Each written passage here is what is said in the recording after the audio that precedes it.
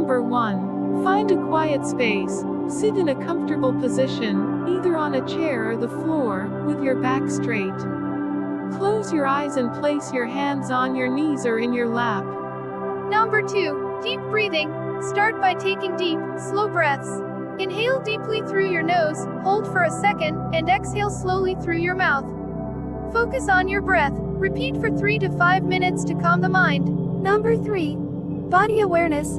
Slowly bring your awareness to different parts of your body, starting from your toes and moving upwards to your head. Relax each part as you focus on it. Number 4. Visualization for mental growth. Visualize your brain expanding and growing in power. Imagine your mind as a bright, glowing light, becoming more radiant with each breath. Visualize your thoughts becoming clearer, and your mental capacity increasing with each inhale. Number 5. Focus on a mantra.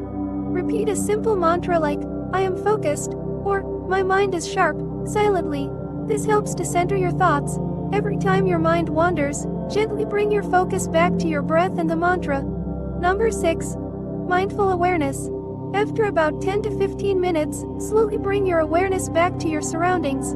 Notice the clarity in your thoughts and the calm in your mind.